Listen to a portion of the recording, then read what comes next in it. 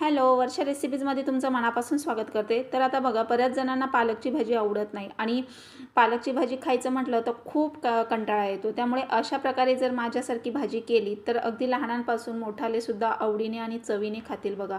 तर आता मार्केटमधून अशी हिरवीगार पालेभाजी पालकची आणायची आणि ती स्वच्छ धुवायची, पूर्ण पाणी निथळून घ्यायचं चाळणीमध्ये ठेवून आणि त्यानंतर आपल्याला बारीक चिरून घ्यायची आहे. तर पालेभाज्या कधी पण आणल्यानंतर स्वच्छ धुवायच्या आणि नंतरच त्या चिरायच्या, म्हणजे त्यातील काही आयर्न, लोह किंवा काही हिमोग्लोबिन, व्हिटॅमिन्स असतील ते आपल्याला मिळतात. तर आता ही पालकची भाजी जेव्हा तुम्ही सुकी करत असाल तर थोडी जाडसर, म्हणजे थोडी मोठी कापायची आहे.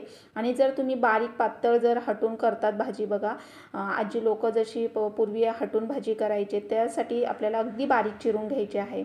तर आता इथे मी सुकी भाजी बनवणार आहे आणि खूप चवदार चविष्ट बनते, अगदी लहान मुलंसुद्धा आवडीने खातील. तर आता बघा, ही भाजी मी चिरून घेते आणि चिरून घेतल्यानंतर पहिली सगळी प्रिपरेशन आपल्याला अगोदरच करून घ्यायची आहे आणि नंतर मग भाजी शिजायला टाकायची. तर आता इथे मी मूग डाळ घेतलेली आहे 2 ते 3 चमचे आणि ती आपल्याला स्वच्छ पाण्याने धुवून घ्यायची. 1-2 मिनटं पाण्यामध्ये ठेवायची, ती काही लगेच शिजली जाते. तर मूग डाळ लगेच शिजते ती वाफेवर. त्यामुळे आता ही स्वच्छ मी धुवून घेतली आणि वाटीमध्ये अशी मी 1-2 मिनटं ठेवलेली आहे. तर मूग डाळ ही खूप चवीला छान लागते भाजीत घातल्यानंतर. तर आता इथे मी 2 कांदे मीडियम साईजचे चिरून घेतलेले आहे आणि आपल्याला बारीक कट करून घ्यायचे आहे. तर आता इथे बघा, मी एक कढई तापायला ठेवली, त्यामध्ये 2 ते 3 चमचे तेल घालून घ्यायचं आहे. तेल चांगलं तापल्यानंतर मग आपण फोडणी देणार आहोत. तर तेल तापल्यानंतर त्यामध्ये अर्धा चमचा आपल्याला जिरी आणि मोहरी घालून घ्यायची आहे. ती चांगली तडतडल्यावरच आपल्याला फोडणी द्यायची आहे. आता तेल चांगलं तापलं आहे आणि त्यामध्ये मी जिरी मोहरी घालून घेतलेली आहे. ती चांगली आता मस्त अशी फ्राय झाली आहे. नंतर मग आता मी याच्यामध्ये कांदा बारीक कट केलेला होता तो छान परतून घ्यायचा आहे तेलामध्ये. परतल्यानंतर मग आपण त्यामध्ये बाकी साहित्य ॲड करणार आहोत. व्हिडिओ हा स्किप न करता पूर्ण बघा आणि खूप छान चवीला भाजी होते. अगदी तुम्ही बाजरीच्या भाकरीबरोबर, चपातीबरोबर, कशाबरोबरही तुम्ही सर्व करू शकता. आता तेल तापल्यानंतरच कांदा आपल्याला त्यामध्ये टाकायचा आहे आणि कांदा चांगला सोनेरी रंगावर आपल्याला भाजून घ्यायचा आहे. त्यामध्ये कांदा परतत आल्यानंतर आपण त्यामध्ये आलं, लसूण, हिरव्या मिरचीची पेस्ट टाकणार आहोत. त्याने भाजी खूप छान चवीला होते, पालकची भाजी. आता 1-2 मिनटं मी कांदा परतून देते आणि त्यामध्ये आता आलं, लसूण, हिरव्या मिरचीची पेस्ट टाकायची. कांदा परतल्यानंतरच टाकायचं. जर तुम्ही अगोदरच जर तेलामध्ये टाकली तर लसूण आलं असल्यामुळे ते कढईला वगैरे चिकटलं जातं, तेलामध्ये चिकटलं जातं आणि मग अगोदरच टाकला तर ते जळून जातं आणि मग कांदा परतायला वेळ लागतो. त्यामुळे कांदा पहिला परतून घ्यायचा आणि त्यामध्ये मग नंतर आपल्याला पेस्ट टाकायची आहे आलं लसणाची. आता ही परतून झाल्यानंतर आपण त्यामध्ये जी भाजी चिरून घेतलेली होती तर ती आपण त्याच्यामध्ये आता ॲड करणार आहे. तर हे बघा, भाजी खूप छान हिरवीगार आहे आणि अशा हिरव्या पालेभाज्या खायच्याच.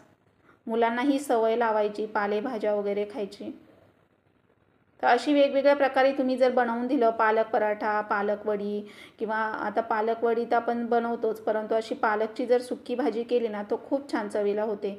आता हे सगळं मिक्स करून घ्यायचं आहे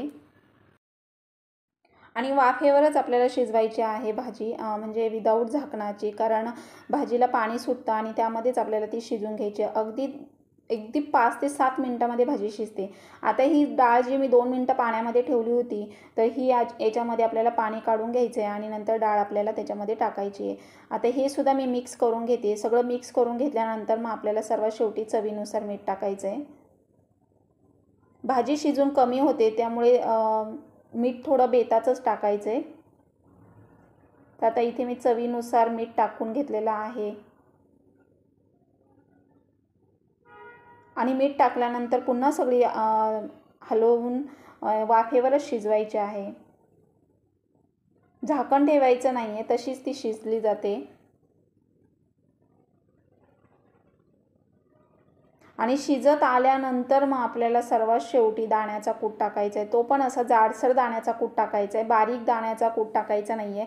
नाहीतर मग ते असं भाजी खूप शिजली का पण चवीला लागत नाही. त्यामुळे हिरव्या पालेभाज्या जास्त शिजवायच्या नाही. अगदी ती शिजली की बंद करायचा गॅस. काही काही खूप वेळ शिजवून देतात, पूर्ण तिचा कलर चेंज होतो आणि चवीलाही ती बेचव लागते.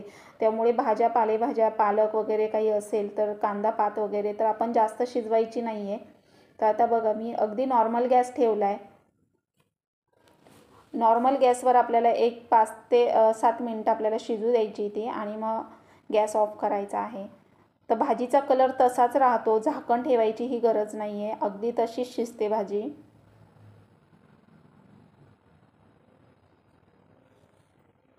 आणि भाजी शिजल्यानंतर मग सर्वात शेवटी आपल्याला दाण्याचा कूट टाकून 1-2 मिनटं ठेवून गॅस ऑफ करायचा आहे. आणि अधूनमधून 2 ते 3 वेळा आपल्याला भाजी अशी हलवून घ्यायची आहे, म्हणजे ती खालून वरून सगळीकडनं अशी शिजली जाते एकसारखी.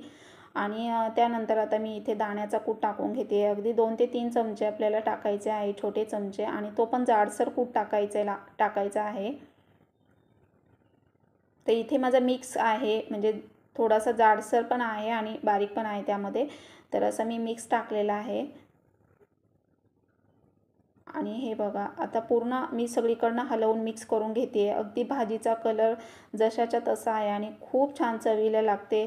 अगदी बाजरीच्या भाकरीबरोबर, गरम गरम चपातीबरोबर पण खूप छान लागते. नक्की ट्राय करून बघा आणि अगदी सगळेजण आवडीने खातील.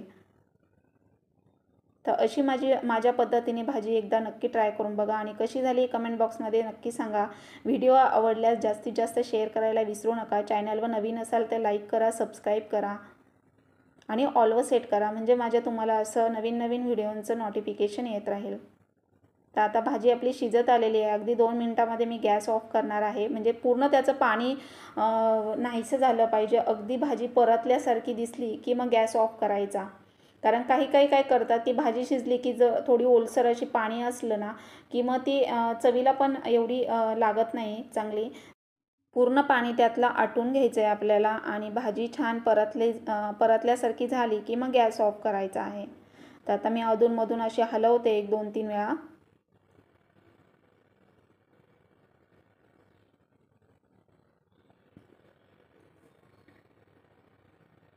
तर बघा भाजी छान आता शिजत आलेली आहे आणि मी पूर्ण गॅस ऑफ केला, त्यातलं पूर्ण पाणी नाहीसं झालेलं आहे. तर कसा वाटला व्हिडिओ कमेंट बॉक्समध्ये नक्की सांगा. थँक्यू.